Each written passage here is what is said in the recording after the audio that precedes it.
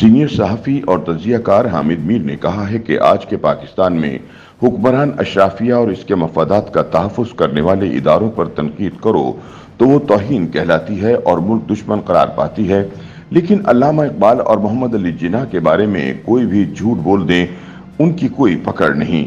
اپنے تازہ سیاسی تجزیے میں حامد میر کہتے ہیں کہ پاکستان میں اقبال دشمن لابی بہت مضبوط ہے۔ اقبال کو غدار قرار دینے والے جوش ملیح آبادی کو بھارتی حکومت نے 1954 میں پدما بھوشن ایوارڈ دیا کیونکہ تب وہ بھارتی شہری تھے۔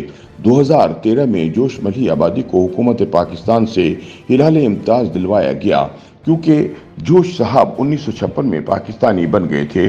جن صاحب نے جوش کو ہلال امتیاز دلوایا وہ جوش کی شاعری سے زیادہ ان کی کتاب یادوں کی بارات کے مداح تھے، جو علامہ اقبال اور مولانا ابوالعلا مودودی کے خلاف ہرزہ سرائی سے بھری ہوئی ہے۔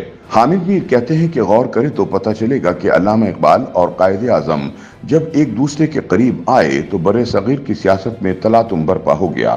1930 کا خطبہ الہ آباد بھی ایک تلاطم تھا۔ چند سطور ملاحظہ فرمائیں۔ اقبال نے خطبہ الہ آباد میں فرمایا، میں صرف ہندوستان اور اسلام کی فلاح و بہبود کے خیال سے ایک منظم اسلامی ریاست کے قیام کا مطالبہ کر رہا ہوں۔ اس سے ہندوستان کے اندر توازن کی بدولت امن و امان قائم ہو جائے گا اور اسلام کو اس امر کا موقع ملے گا کہ وہ ان تاثرات سے آزاد ہو جائے جو عربی شہنشاہیت کی وجہ سے اب تک اس پر قائم ہیں، اور اس جمود کو توڑ ڈالے جو اس کی تہذیب اور تمدن، شریعت اور تعلیم پر صدیوں سے طاری ہے۔ علامہ اقبال نے عربین امپیریلزم کا لفظ استعمال کیا۔ خطبہ الہ آباد کا اردو ترجمہ سید نذیر نیازی نے کیا تھا۔ انہوں نے اس انگریزی لفظ کو عربی شہنشاہیت قرار دیا اور بعد میں اقبال بارہا شہنشاہیت اور ملوکیت کو خلاف اسلام قرار دے کر مسترد کرتے رہے۔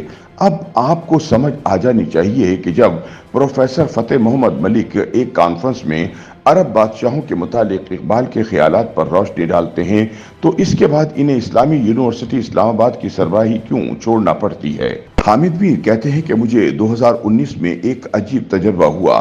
کچھ ٹی وی اینکرز اور کالم نگار اسرائیل کے ساتھ دوستی کے اچانک بخار میں مبتلا ہو گئے۔ مجھے بھی ایک طاقتور ترین شخصیت نے اس کار خیر میں حصہ ڈالنے کے لیے کہا۔ میں نے انہیں علامہ اقبال اور قائد اعظم کے فلسطین کے متعلق خیالات سے آگاہ کیا تو ایک کالم نگار کے ذریعے ان خیالات کو فرسودہ قرار دے کر مسترد کرا دیا گیا۔ اقبال کا دشمن قائد اعظم کا دوست نہیں ہو سکتا۔ ان دونوں رہنماؤں کے فلسطین اور کشمیر پر خیالات کو ایک لابی اپنے ایجنڈے کے لیے خطرہ سمجھتی ہے۔ یہی لابی افغانوں سے اقبال کی محبت کو بھی ناپسندیدگی سے دیکھتی ہے۔ اس لابی کو ایران میں اقبال کی مقبولیت گوارا نہیں۔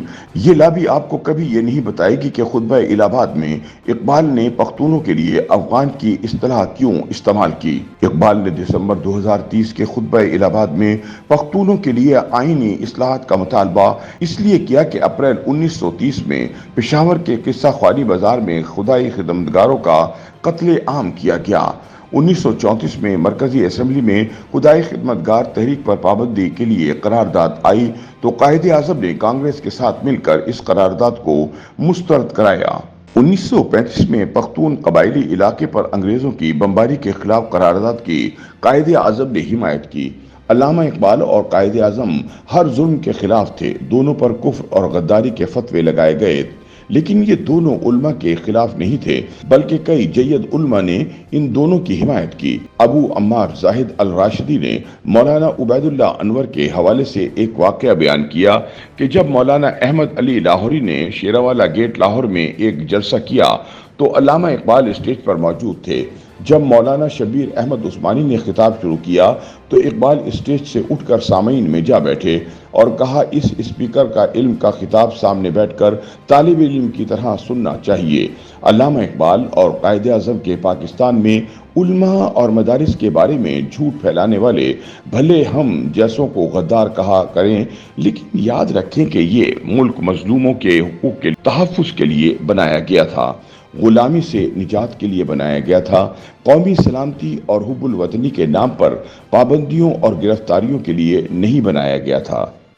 YouTube पर गूगली न्यूज देखने के लिए youtube.com की सर्च बार में गूगली न्यूज टीवी टाइप करें। गूगली न्यूज के पेज पर सुर्ख रंग के सब्सक्रिप्शन वाले बटन पर क्लिक करना ना भूलिए। YouTube पेज पर अपलोड होने वाली वीडियो से बाखबर रहने के लिए बेल आइकन पर क्लिक कीजिए। आपको हर नई वीडियो के बारे में नोटिफिकेशन मौसूल हो जाएगा।